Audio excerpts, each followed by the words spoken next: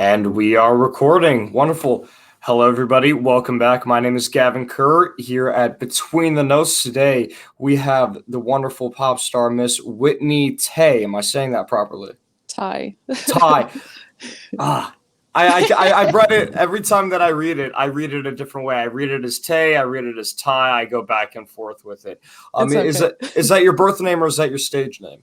It's both. It's my first and middle name Interesting. Why'd you choose your middle name rather than your last? because it's just too much of a mouthful for anyone to pronounce. Also, my parents always addressed me like growing up as Whitney Ty, Whitney Ty. So like it kind of just Yeah. stuck with me all the time, and I was like, all right, this makes like a cool stage name. It's easy to remember, and I like it's that. It's like Samuel Jackson. Like you have to say the whole name. No one just calls him exactly. Sam. Yeah. Yeah, it's Whitney Ty. Nobody ever calls Yeah. you Whitney. I like that. Uh, yeah. Yeah. So you're originally from New York City. Is that where you're at now? No, I'm actually based in LA right now. All right. All right. When did you move to LA?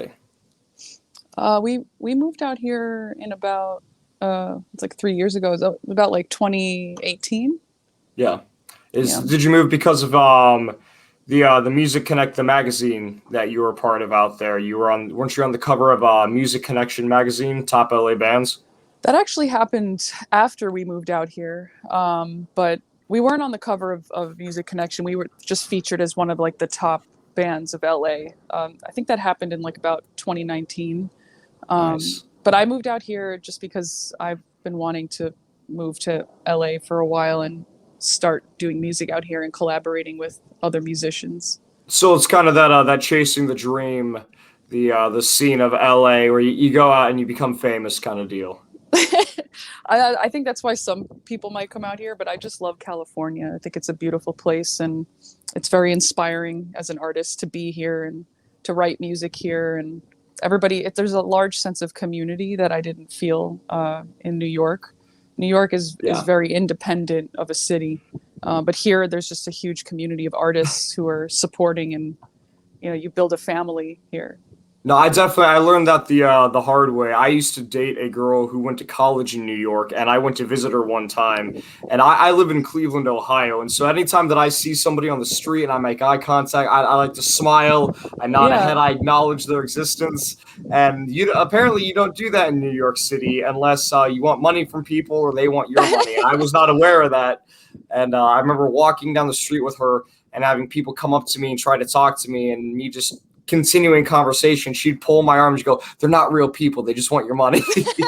It's funny because when I used to go to college in the city, I used to do the same thing. I would smile at people all the time, and I'm like, this is not my home. Nobody here wants to show an exchange of like, hi, how are you? Or just like, I acknowledge that you exist. And that kind of Yeah. bothered me. It bothered me that everybody was so tunneled that they just Yeah. couldn't spend a fraction of a second exchanging a smile with someone else. And every time someone would exchange one, I'd be like, ah, my people. But like, Yeah. out here, out here, it's different. Like people go out of their way to say, hello, how are you? And like, whether it's authentic or not, I still like it because I feel like we're people. We need to like care and acknowledge that we exist. We're not living in tunnels. No, it Uh, is definitely that sense of community. However, on the flip side of it, I always found that there was some comfort in everybody living in those tunnels just because I knew I could dress and act and do whatever the hell I wanted. I felt like the world was on autopilot and I was the only one who was awake or something like right? that. Yeah, Oh I my could. God, that is such an accurate description. Yeah, Yeah, I well, agree with that. you have like the naked cowboy in New York City, for instance. Nobody really you have tourists who come check them out and take pictures and stuff, and then but anyone who lives in New York, they're like, oh yeah, there's some naked dude with boots and a hat. Yeah, Welcome to the city. Get some pizza and leave us alone. he was a nice guy too. I don't know if he's still out there. He is. He is. He's currently, I believe, he's still in a lawsuit with the naked cowgirl. Let's pray it works in his favor.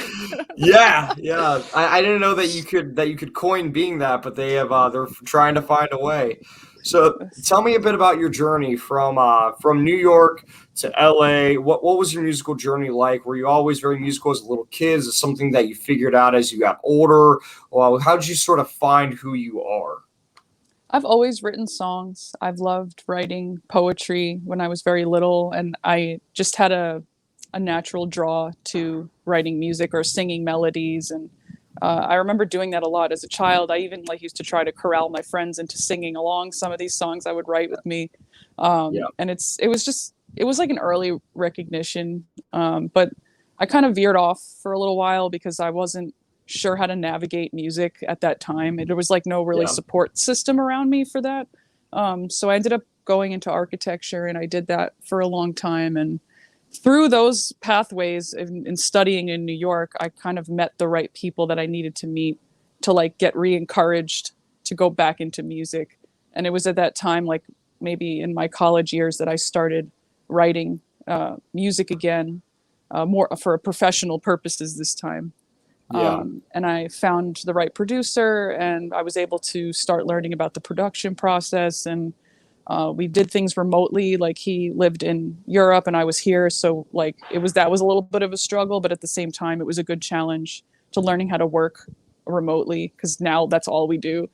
Yeah, no, I'm sure that definitely did give you an advantage. The world shut down. You're like, it doesn't matter. I'm still doing my Yeah. thing. So that was good. And then I put a little band together at the time of some close friends and some people I had met in the scene, and we had a lot of fun. We played a lot of cool shows in New York, and I just made a lot of cool friends, and I started to get into the scene of New York at the time, which was kind of a fading scene at the time that I was starting to perform, especially for the genre that I'm in. Yeah. Dream pop is not really super big in New York. It was more like rock forward and like I would say like metal and some electronic underground stuff. But and it was funny because I moved to Portland, Oregon, like to live there for a while. I wanted to just like detox New York out of my Yeah. system. I was like, well, Yeah. I don't blame you. I can understand that. before I jump into another big city, I'm gonna go like in the woods somewhere and just like, you know, just detox. And it was good because it was a totally different culture there. It was very artsy, which I liked, and people cared about like little things there, just like the presentation and quality of just the way their city looked and the way the food is presented. And there was just like a lot of elements about that town that was really nice. And I played some shows there, but mostly wrote a lot of music there. I wrote a lot of songs for Apogee when I lived there, and then I ended up taking off to LA, and I kind of just was performing like crazy and was nonstop until the pandemic sort of Is that when fell you were on. able to do it full time? When you moved to LA and you just had Yeah. show after show after show? Yeah, we were performing a lot. I was like, all I was focusing on was getting my album done and just getting people familiar with our music and just our mission as a band. And it was nice. I love LA. I Yeah. really feel connected to this place, and it's given me a lot of confidence too, to be able to feel comfortable in myself and come into myself as an artist and a person. So Playing all these shows, were you ever worried about oversaturation of a specific area, just like overplaying a any kind of venue? no, because I think we were playing a lot of just random venues. I wasn't like, because I was kind of new out here, and my fan base is kind of global. It's not really hyper concentrated or saturated in each city. I'm kind of building that as I go. You have to kind of let cities know you exist. So the first year or two of performing here, it was like, all right, well, let's start small. Like, let's start hitting up all the cool, like, underground sort of venues where people just like normal people like to go hang out and listen to music. And after that, we just started getting invited to play at other venues and on other bills with other artists. And that was when, you know, things started to feel really good. Like I had kind of discovered my place here. Yeah, And you're now a distinguished artist. You have your name out there where people recognize you and they say, "Hey, she's the real deal." yeah, yeah. Yeah, was there That's a what you hope specific they moment? say. Yeah, yeah, definitely, definitely. You're not just messing around with some friends No. in like a studio program at your parents' house or anything like that. Like, I would hope not. I would hope yeah. not leaving a career of 10 years to do that. That would be my end goal.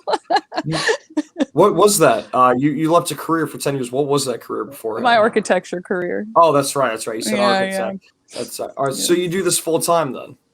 Music, yeah, and I Yeah. also run a branding business. I do logos and graphics for startup companies as well. So I moved away a little bit from architectural and went more into the graphics side, because I really love working with brands, and Yeah. it's similar for myself because being a musician is building a brand. It's building Absolutely. a connection with people that is authentic and can return value. And writing music and making connections builds value. And I like to help other people who are also starting up do the same thing. Working for like a big commercial corporate company, you kind of get lost in the sauce and you can't really work one-on-one with people. You get just thrown in a corner with a computer and like, yeah, do this and do, be the mule. Yeah. And it sucks because you lose the human connection side of it. No, I So absolutely understand that. Yeah, I worked in restaurants for 6 years, and that's all it really was. It was you were at the bottom of the totem pole. You could work your way up in your restaurant, maybe if there was availability. But yeah. other than that, you were there to make the food, serve the customer, and then go home, collect your Yep. paycheck. Yep. Yeah. Yep. So a bit on I was listening to what you were talking about earlier, saying how you didn't really get that encouragement to do music until you found your friends in Portland, and you had the more artsy kind of scene. What was your childhood like? Were your parents, did they recognize that you liked music and poetry? Did they try to encourage you in any way, or did you just not talk about it, or were they more discouraging about it and trying to tell you to get like a real job kind of thing? No, my parents were very supportive of my music and my art. Like they knew I was very creative from like a young age. They never tried to steer me away from it. Good. But my parents were so busy that like they didn't really like. My dad plays guitar and my mom was an artist and a business owner, and so it was just they had no time to kind of be that like I don't know what you call it, like the the family that kind of does all the things. So I had to kind of navigate it myself and figure Yeah. out how I was going to make this my reality. And also It, as a kid, I had so many passions. Like I loved so many things that I couldn't even decide what I wanted to do at that time. I wanted to be a figure skater. I wanted to be a dancer. I wanted to do everything, or just I wanted to be an actress for a long time, which I don't even know what I was thinking when I was. I do love. I love entertaining. I think what I love more is entertaining, and I think movies are a way of doing that, obviously. But when I'm on stage, like I get into character, I go into my mode. So it is a form of acting. yeah. It doesn't mean that you're not being yourself. It just means you're getting into a character, and it's Absolutely. yeah. What do you think it is about entertaining that you love so much?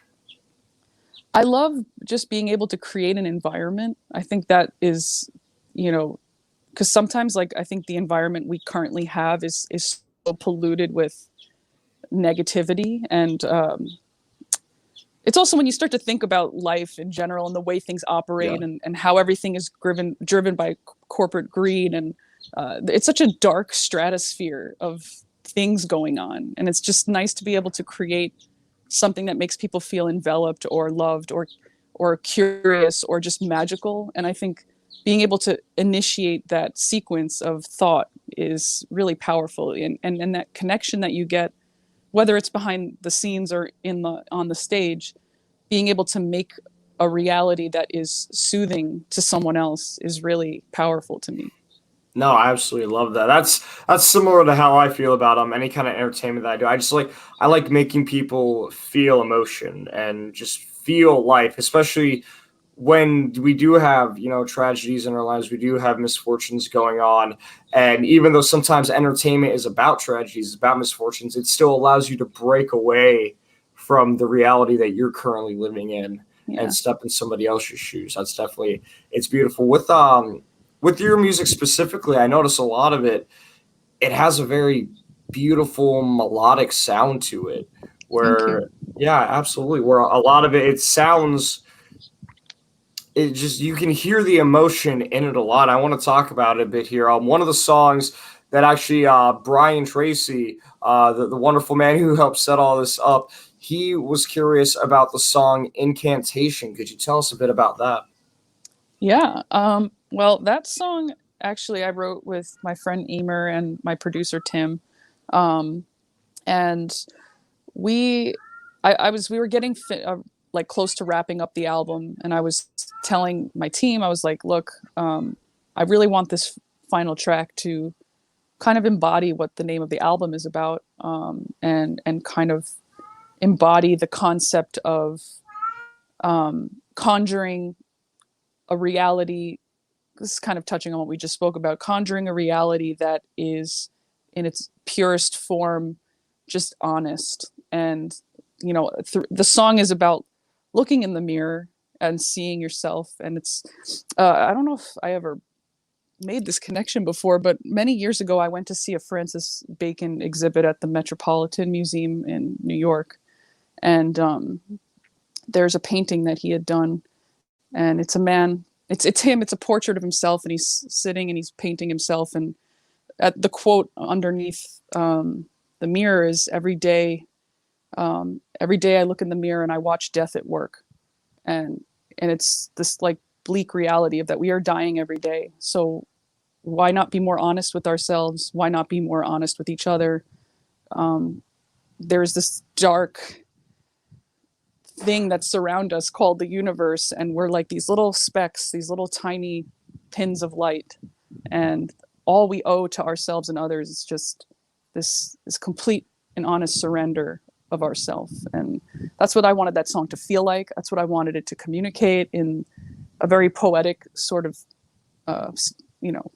format of lyrics, just faced with myself again and again, wasting myself. How many days have we wasted time or wasted moments hating ourselves or hating others or being angry at this thing that we can't change, instead of finding a way to focus our energies on all the beautiful things that there are. So it is really about being present.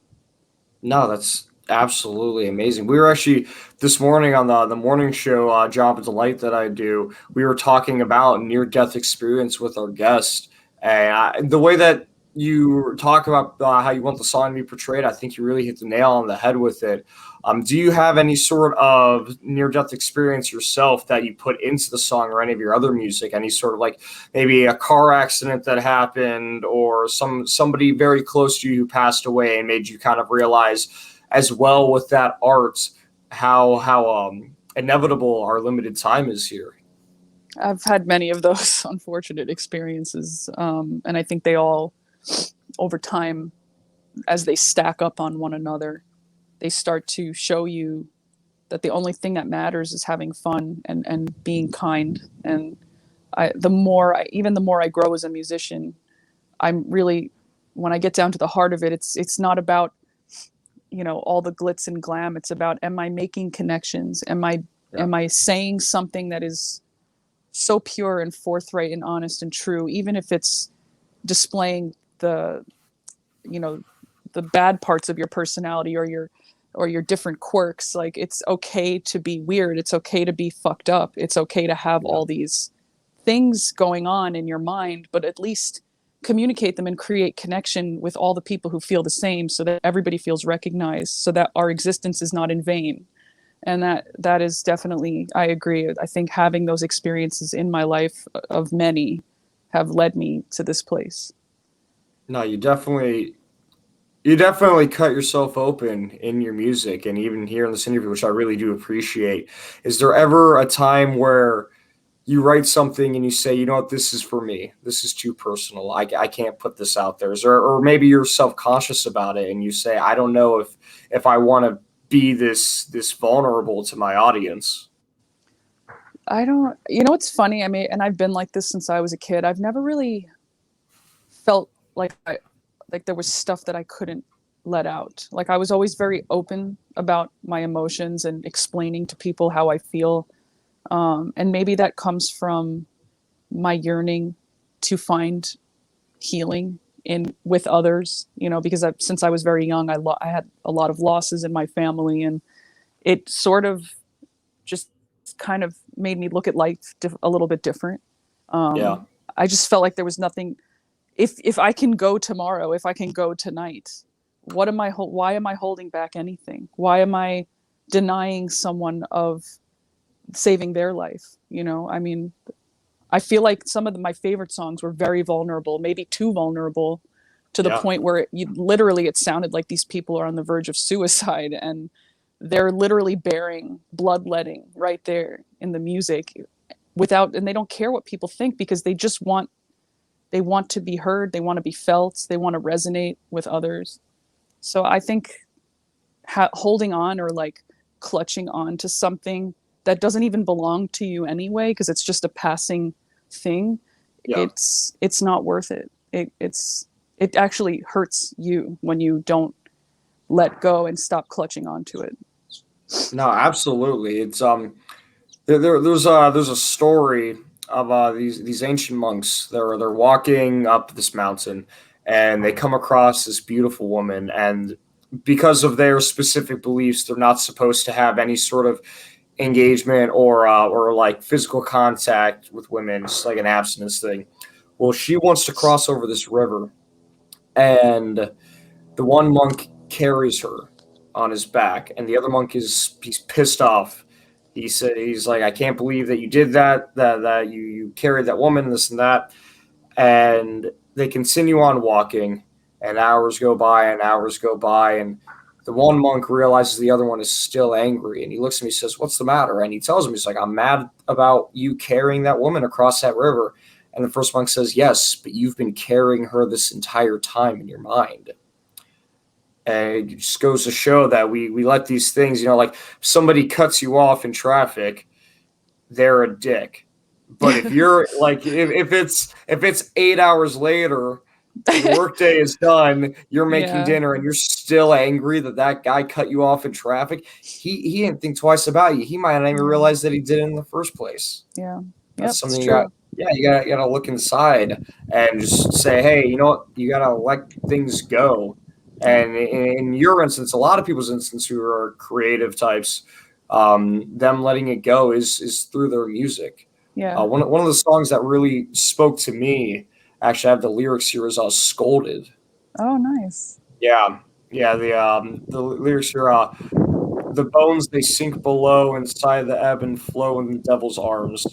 It's time to turn the page. Angels fell from grace, scolded by the light. Tell me a bit about this. Was this like a religious experience that you had? Did you grow up religious, or did this just kind of play in with the message that you wanted to give for this song? Um, well, I mean, I grew up in the Catholic institution. I've always questioned religion. I'm not really a religious person. I've always been quite the agnostic sort of spiritual person, because I love science, and I love studying all things, and making my own inference based on my own logic. But Yeah, I have complete and utter respect for religion in general. But for me, my personal journey, I'm always searching. I'm always looking for maybe not answers, but just meaning in things. And I'm pretty. I have a weird way of writing. Sometimes I'm very intentional about what I want to say, and then there's other times where it is subconsciously sort of solving a problem in my mind that I can't verbalize until after.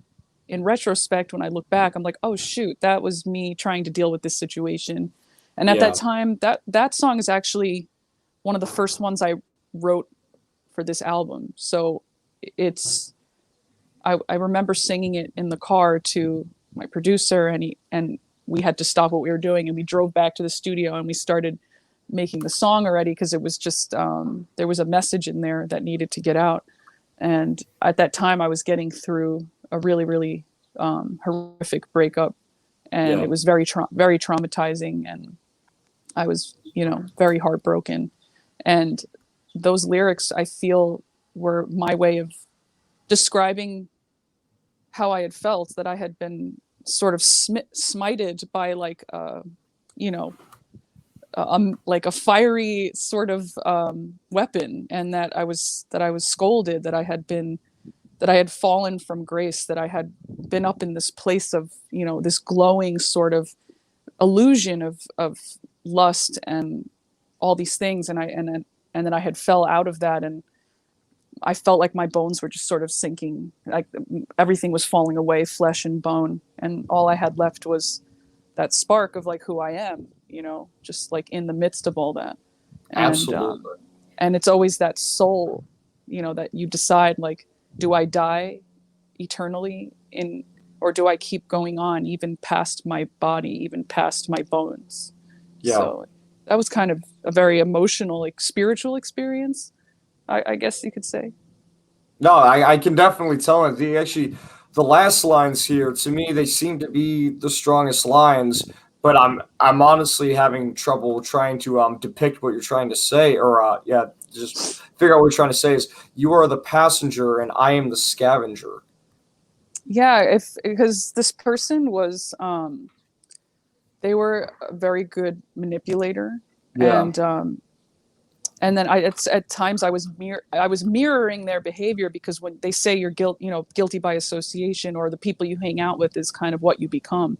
And yeah, I took a long hard look in the mirror, and this kind of ties into the incantation lyrics, faced with myself again and again, looking in the mirror and seeing that I was becoming the scavenger. I was mirroring this person's behavior when I didn't even consciously know I was doing it, but I was reflecting them. And that's when I had the aha moment. I'm like, no, no, no, this has to end, because this is not yeah, this is not me. And I'm, you know, when you're an empathetic person, or if you're a soft person, I think you could be malleable at times, where people yeah, can use that vulnerability to change you, or to abuse you, so that they can keep you controlled under their finger. And I never want to be anyone's puppet. I never want to be somebody's malleable piece of clay that they can mold into what they want. And at that time, I was still sort of finding myself as a woman and as an artist, and that's kind of just what it felt like. Because it's like, it's easy to point the finger and blame others, but you contribute. There takes two to. So if you're compliant with people's, or complicit, then you're just going to hurt, and you're not going to get better. So yeah. that's really what that's about. So you say the lyric was passenger. Is he more the pilot then, or is the situation the pilot in the scenario? They were Like, just like they were a passenger, because they were not a permanent person in my life. Like, they were somebody who got in my car and then got out of my car, and okay, so it's like, you think that, because if they were co-pilot, that would suggest some sort of bond or connection. But yeah, yeah, this symbiotic, person couldn't be more than that. Yeah, there was like the missing symbiosis. And so yeah, that's like the illusion again of lust. It's like lust and love can present itself in the same way, and it's up yes, to you to figure out what it is. And sometimes time reveals that. Sometimes you can't see that in the beginning. It's very watery, because your emotions are high, and you don't know what is real. So it's this passenger demoting you almost because you're the pilot, and they're through manipulation and mind games, they're turning you into this scavenger, Yeah, and then even less they than stab them. the pilot. Yeah, yeah, It's a very dark metaphor, but I tend to like to challenge people to think about things, or to make it mean what they want it to mean for them, because yeah, that's poetry. Poetry is supposed to spark conversation. It's supposed to get your brain kind of brewing. If everything is so literal, then where is yeah. the fun in all that? I mean, in all honesty, too, I would rather have lyrics that I either can't understand the message or have to figure out how to interpret it myself Yeah, than to have a lot of the repetitive, brain numbing nonsense that yeah, gets put out nowadays in the mainstream. yeah. Yeah. I And agree. that's just my person. I understand how some people understand hearing the same word over and over and over and over again to a hi hat and a kick drum. That's cool. It's just not my cup of tea.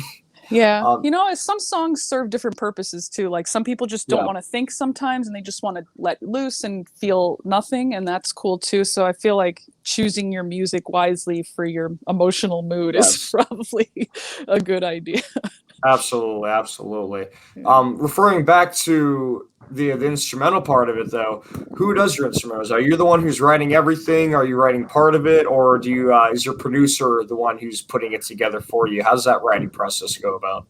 It's sort of collaborative. I mean, I'll write just the melodies and the lyrics, and then but with this song, I presented some melodies and lyrics, and my producer did the orchestration for the music, and we'll kind of go back and forth until we get it massaged into a place that we like. Yeah. So, Yeah. yeah. Do you ever have any like conflict with that sometimes where they will bring you like an entire song and you're like, I'm sorry, I'm just not feeling this at all? Or do you always try to sort of workshop it and figure something out? It's different with every producer. With Tim, it's we've always worked best where I kind of create the seed and he builds off the seed. Yeah. And then I have other producers where I'll give chords and lyrics and melodies, and then they build a world around that. Yeah. It just depends, and not all songs are created equal.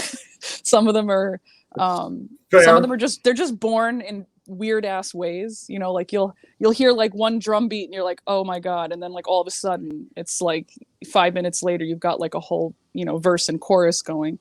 Yeah. So it's I try not to limit, because as you grow as a songwriter, it becomes more challenging because you're constantly trying to find new ways to get fresh ideas without being in the same vehicle all the time. And Yeah. I like to challenge myself to write differently.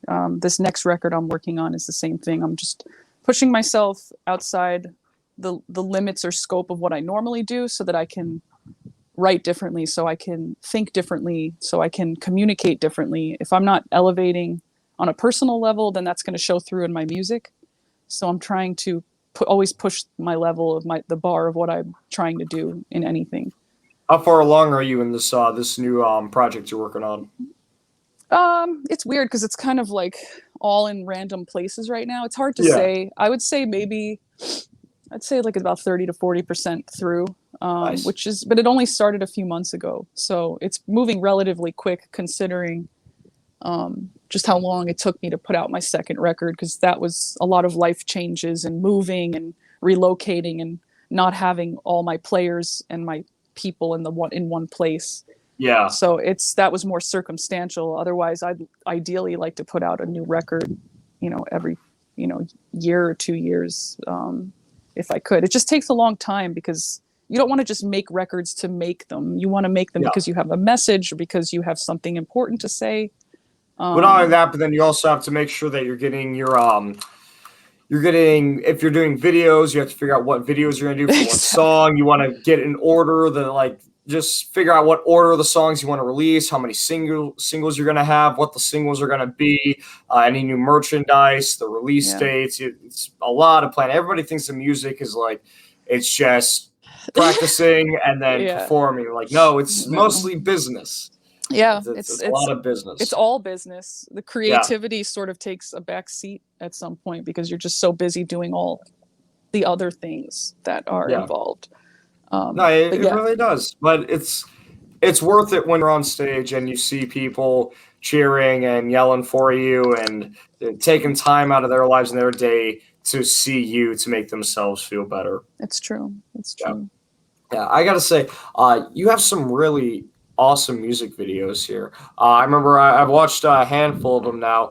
Do you plan on having more come out with this new album? I'm not sure at the moment. I'm kind of like knee deep in doing some videos for some other collaborations that I have coming out. So there will be 2 more music videos coming soon. I just don't know the dates. They're kind of in the hands of someone else at the moment. Yeah. But as far as Apogee is concerned, once kind of life is full on back together again and everybody's doing everything and all the restrictions are lifted, it's possible I might release another video off Apogee, but I'm kind of focusing my energy more on this next record, just because it's very tangible in what I want to say right now, and I feel very connected to this music. So much so that I really want to create content based around this direction. So I'm trying to just follow the needle in the haystack right now, because there's something calling me in this direction, even for visuals, that I'm just in a new headspace. Apogee was a concept that spanned over a few years, and I've grown a lot since that time, even from then. And So my vocabulary is failing me right now. What does apogee mean? apogee is the climax, or it has two definitions. It's like the highest point or the climax, or the furthest point in orbit from the Earth. Okay. So that the reason I chose apogee as that name is because of a dream that I had, that I was really far away from Earth. I was sort of orbiting, floating around, kind of like a satellite, just looking at everything. And I could only hear my breathing and my heartbeat. And it was just like this very visceral dream where I'm like, nothing else matters except the breath in your lungs and the beat of your heart, and resonating with that. And that's like kind of why the cover is me like floating out in the darkness of space, just this statue, who's been kind of chiseled at, and it looks like it's on a podium. And it's like, you know, in a way it's like a double entendre. It's like you feel like you're always on display, but at the same time the only way to be honest is to have the sculptor just cut away at you until all that's left is your soul. That's all that's left is you, and there's nothing to hide anymore. And it's being honest and forthright with yourself and others. So do you feel like this album then is sort of the beginning, or more towards the middle of reaching that point then, that top tier of what you're going to be and who you are and finding yourself? I think this next record is going to be about coming into myself, like with complete confidence, and sort of exploring the sides of myself that I may have not known how to access before, because I was, you know, shedding trauma, or you know, learning how to speak up for myself, or how to stand my ground. Because I think you learn different lessons as you get older, Yeah. as you grow, and like you have different epochs of when you look back at your life. Like, you know, this was my trauma period, this was my enlightenment period, and then, you know, then you have like your creative sort of like free expressive period, which is what I feel I'm going into, where I just want to be really, really expressive to the point that I'm not holding anything back anymore. And you have to go through these undulations in order to keep arriving at something else. You can't stay sort of flatlined and think, oh, I've learned it all, that's it, you know, like, but Yeah. that's not it. You're going to fall right down maybe to the other point that was over here that you were at before, but it's a different thing, because now you have a different set of tools to deal with all that stuff. Yeah. So Well, it's funny the way that you say that, because you're right. You know, the more that we learn, the more we realize we don't know. And as we get, yes, but then we end up somehow in the same situations over and over again. It's almost like we get to the end of a chapter in our life and we begin a new chapter. And while there's new yeah, characters and it's a new scene, it's a new place, we can break it down fundamentally to the point where it's almost the exact same scenario that we've already been in. yeah, And if we can recognize it, then we can react to it differently. But if we don't, then history is bound to repeat itself. yes, it's true. And you don't want to be tethered to your old responses to things. Like, I like being put in situations that I've been in before, but now knowing and feeling different about things, I can respond and carve more space in myself to be able to not harm myself, because I can deal with the situation, because I don't have to hold that thing like the monk held that in his mind. Yeah. I can make space somewhere else, or compartmentalize, so that I have space to just be at peace, because that is the end goal, is to find peace. And if you're constantly just piling things up in a basket and you don't know how to deal with them, then they will manifest in much more horrid ways. But No, and I love that you kept saying respond, because that is a very, very important thing. You need to respond to bad situations in life. You don't want to react to them, because that implies that you're just doing something spontaneously out of emotion, and that's when situations get much worse. But when you're able to take a step back and say, all right, evaluate the situation, determine a logical next move for the best outcome, Yeah, it's like that meme of that lady who's trying to like calculate all the shit like of what's going on. Yeah, they That have shit makes me. all the stuff like flying past her head. It's like, what do I That's what I do? feel like now. That's like what I feel like in my. But I'm not confused. It's more just like, all right, well, do I really need to put this over here? And it's like, no. Yeah, But like, it's funny. Every time I see that meme, I'm like, that's life right there. Just trying to do the math and the equations of what is worth it, or like how do I yeah, deal with this thing, rather than just being, like you said, reactory, and giving into the heat of. And it's okay to be reactory if it's not harming yourself or others, but yeah. um, yeah, I just feel like we can do so much more with our capacity to grow if we're just not so quick to react and give more time to respond. Yeah. Well, sometimes, yeah, and there are situations where you don't have time to respond. You just kind of has to be like some sort of like literally a reaction. It has to be an impulse. That's Yeah. why they do training for specific things, so that way, if you're in the medical field and somebody comes in and they have an issue that you have little to no time to fix, is like, oh, well, I already know how to do that. You just automatically get it done. Or like when I was cooking Yeah. kitchens all the time, half the time I was zoned out. I had no idea what was going on around me. Yeah. All I Yeah. knew was there was food on the plate and people were happy. And then at the end of the shift, I would like come back in and be like, oh, we're done? Cool. I'm going to go home now and try to process everything that has happened in the last Right. 6.5 hours. Yeah, you Yeah. kind of go on autopilot. It's Yeah, you get in yeah. hypnosis. Or like, you ever driving and then you wake up at your destination all of a sudden? I've had moments where like I'm driving and it's like either I don't know where I am or I forget that I'm driving. And it's like you're and Yeah. it's like an actual condition. It's like a real thing, like scientifically, that happens when you're driving and your brain sort of goes into this like alt Hypnosis almost. yeah, it's like Yeah. a side mode where you're like it's your conscious brain is taking care of shit, but your subconscious brain is like woo. It's like spinning Yeah. around. Yeah, Like, where definitely. am I've had people look at me, they go like, are you watching the road? I'm like, I'm looking out the window. I'm not gonna hit anything, but I? no. Yeah. Yeah. It's like, I don't know, we'll get there. It's gonna be Yeah. fine. We're gonna be in one We're piece. taking care of this. Yes, yeah. You just worry about the music, Jerry. Like, get me the damn snacks. I'm hungry. Yeah. Oh my god, so Do you ever true. get into that? How often do you rehearse your music?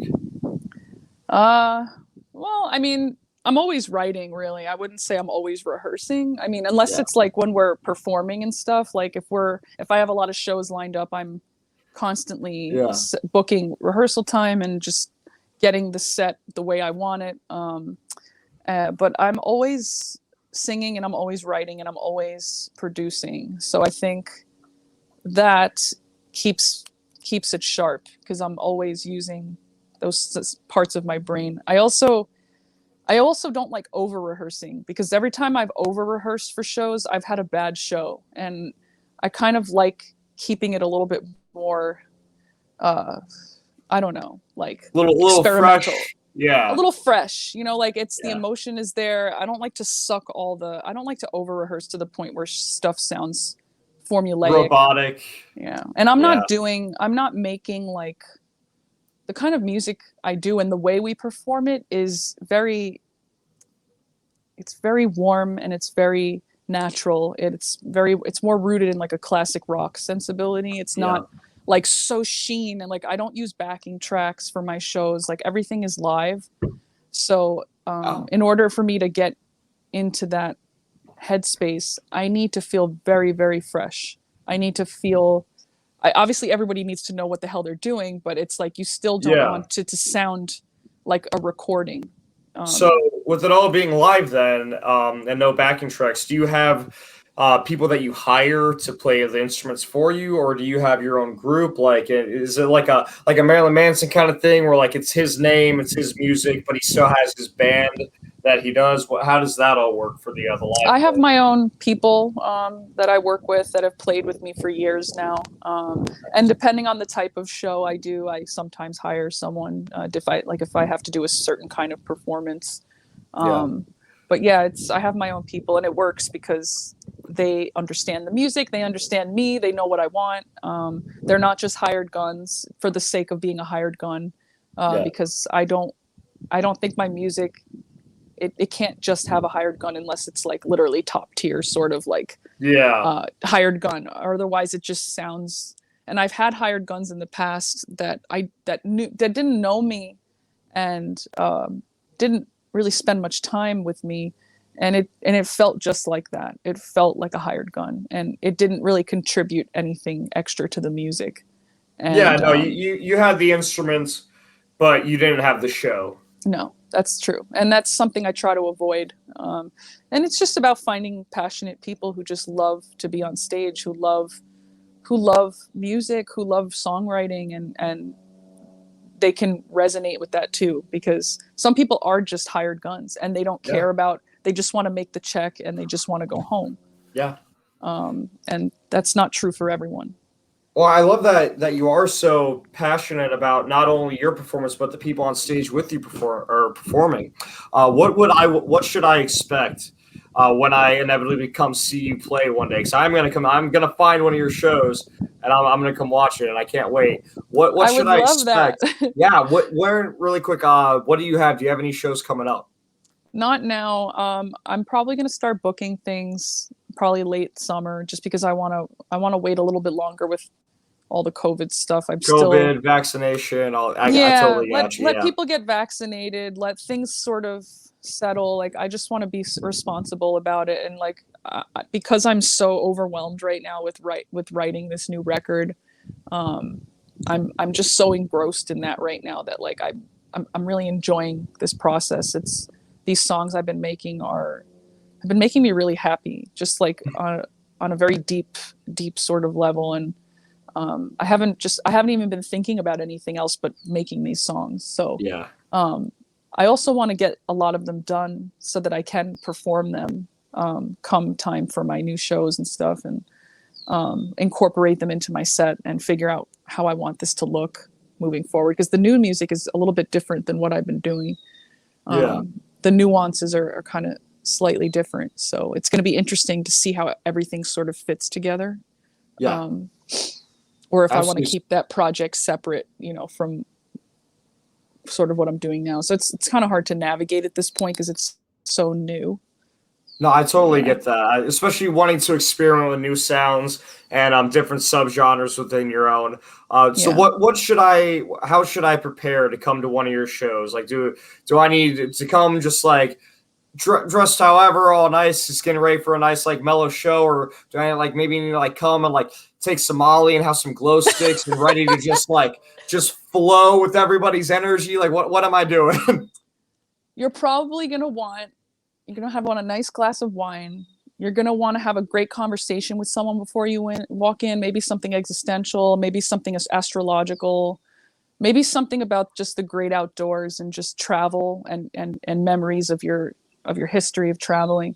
And, I think you could probably come in, maybe wearing something loose and something that you can like kind of sway in, because Yeah. it's gonna be very moody, very vibey, very dreamy, and you kind of want to just be in that like sort of, I just got out of a great conversation, had a great drink sort of mindset, and ready to I love just that. sit into yourself and get real with yourself, because that's probably what the vibe is going to I be was like. listening to I was listening to a lot of music, some of the songs To Be Loved and The Cure. I was listening to them, and all I could think to myself is it reminded me last summer I had my first motorcycle. I went and I got a Harley, and then I got hit by a car, so I no longer Oh have my the Harley. god. I know, right? How unfortunate.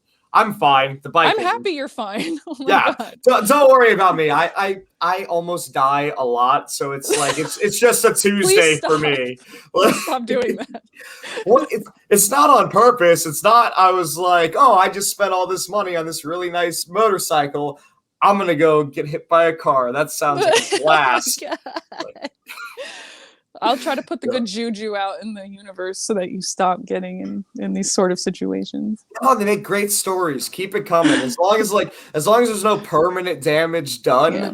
I'm fine with it. Like, but one of the things, like when I was listening to your music, I was thinking, wow, this reminds me of when I would do my really long rides to just clear my head. I'd have very specific playlists when I would ride for Yeah. specific reasons. And there were a couple songs that just really reminded me of when, like, I would used to ride up to Lake Erie, and then I Oh just wow. ride along it the entire way, all the way up to Sandusky, and while the sun would Wow. set, and I would just think to myself and just sort of clear my mind. And Nice. that was the kind of feeling that I got, like the same feeling of like an elderly man sitting on his front porch, just reminiscing about his life while Yeah. he's drinking his cup of coffee. The morning dew is still in the grass, and he's just breathing in and realizing that his time Yeah. is almost up, and just trying to figure out, was it all worth it. That's a Yeah. lot of the feeling that I got from Thinking it. music. Deep Yeah. thinking music. Yeah. Yes. I love road trip music because it can do a number of things. It can make you feel motivated to like, let's go, like let's get to Yeah. destination, but it also can like allow you to go into that dare I say it, autopilot driving mode where you're like, where am I? Oh shoot.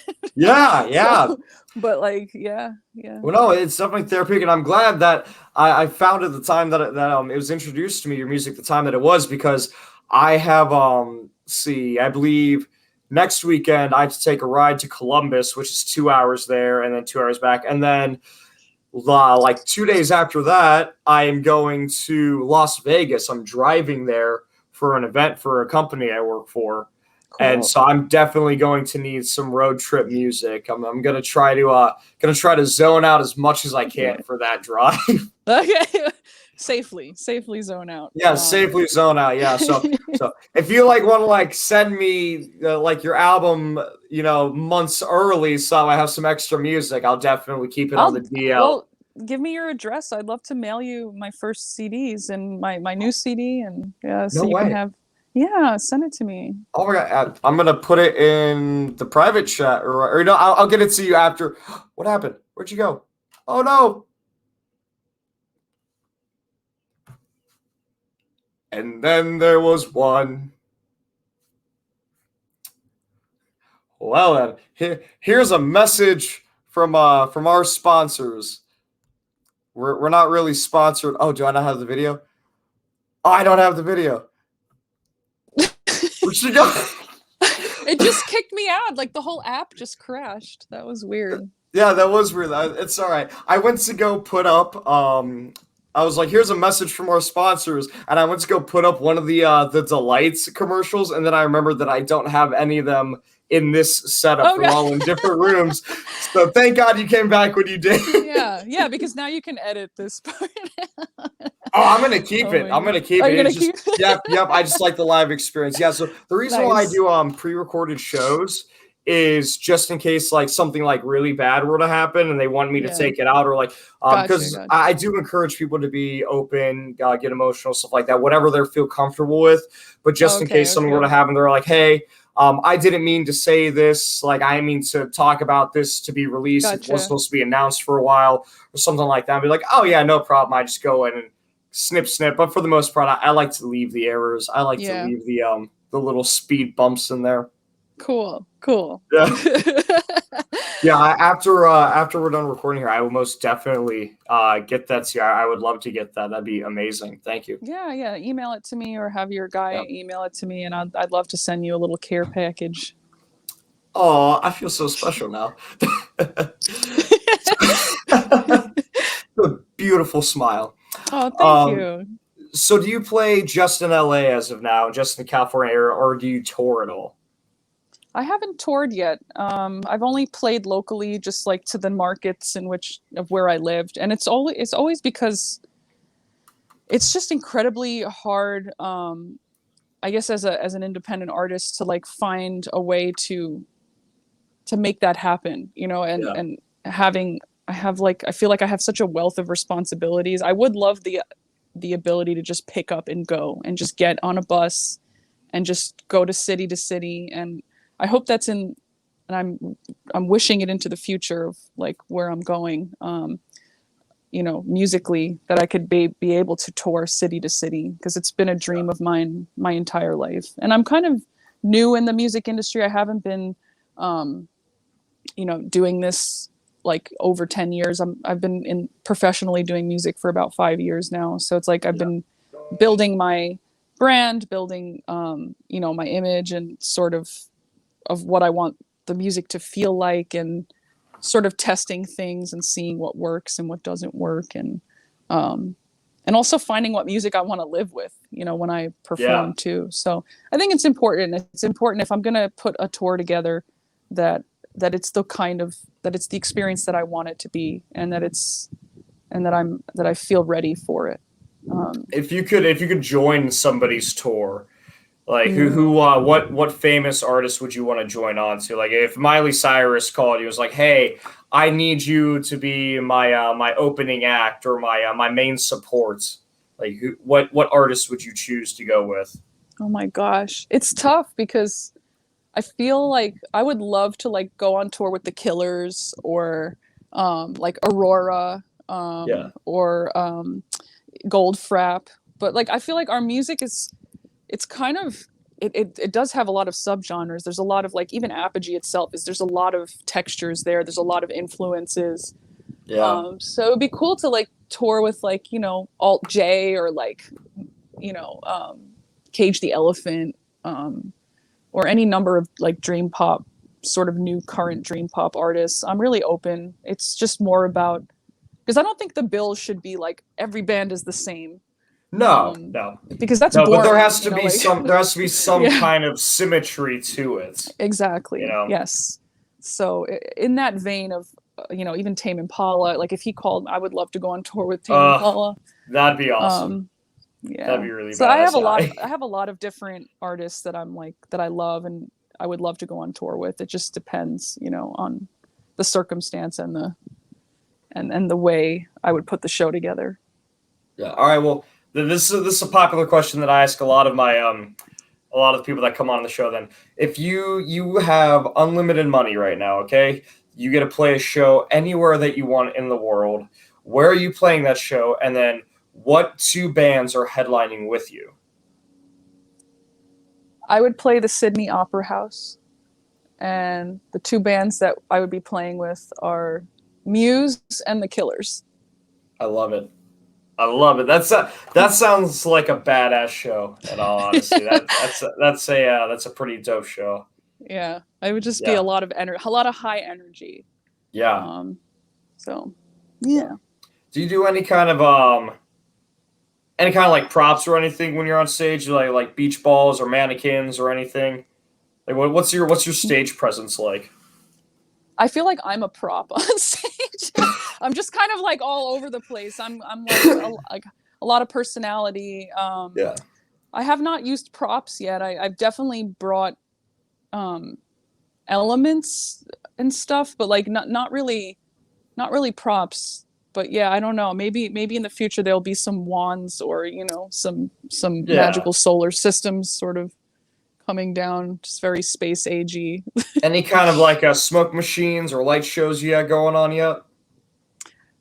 We've had them in a few shows, but if it were up to me to design it with unlimited resources, it would be pretty fantastic. I would want to feel like we're on a cloud, and there's just like that you could look up and stargaze, and there's like weird cosmic sort of galaxies, kind of feeling three-dimensional.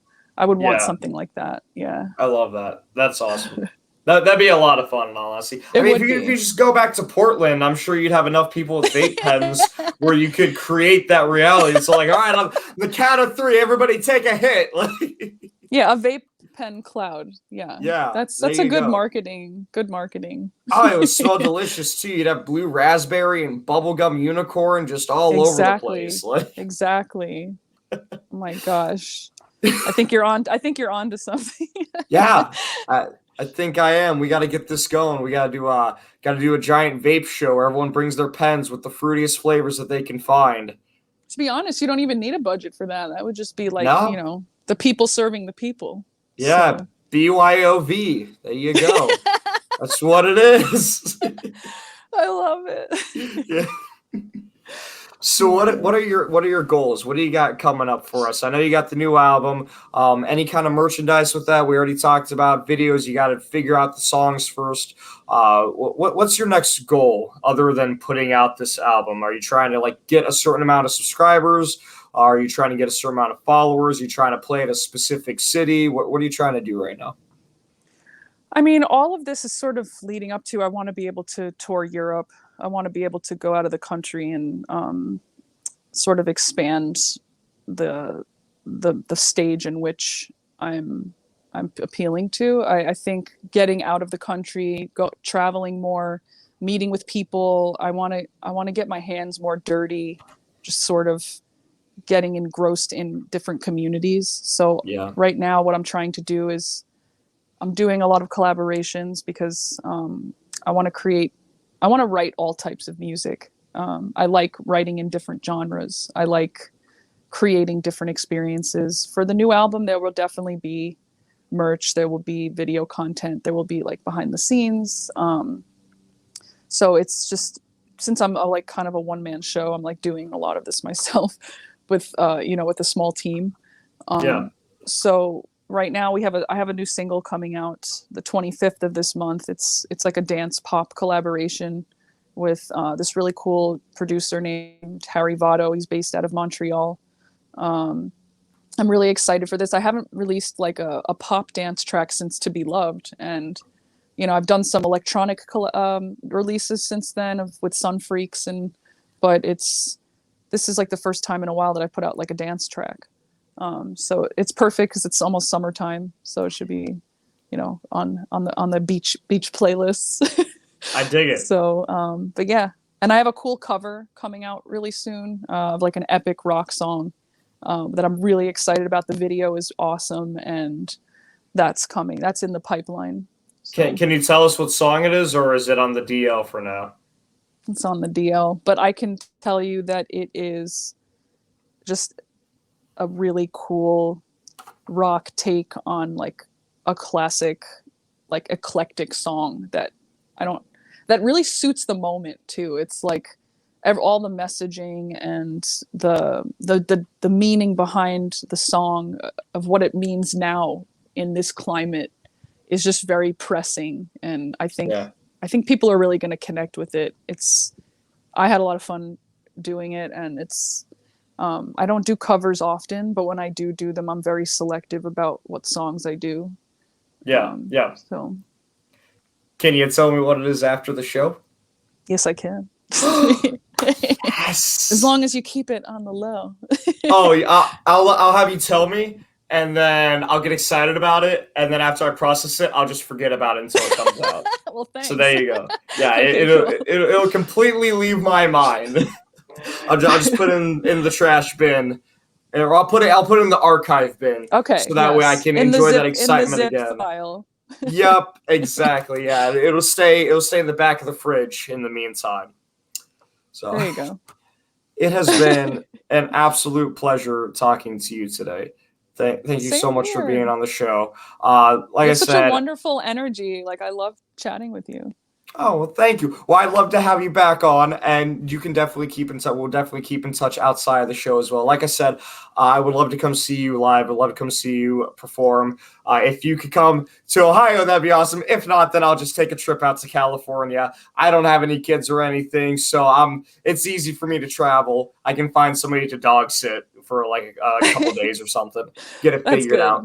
Well, Yeah. if I don't get over there, yes, I would love to have you here, and we'll make it work. Most definitely, most definitely. Once again, everybody, my name is Gavin Kerr, and this has been Between the Notes. Thank you again so much to Whitney Ty and to everybody else who watched, comment, like, subscribed. We'll see you all next time. Take care, guys. Thanks, Gavin. Bye.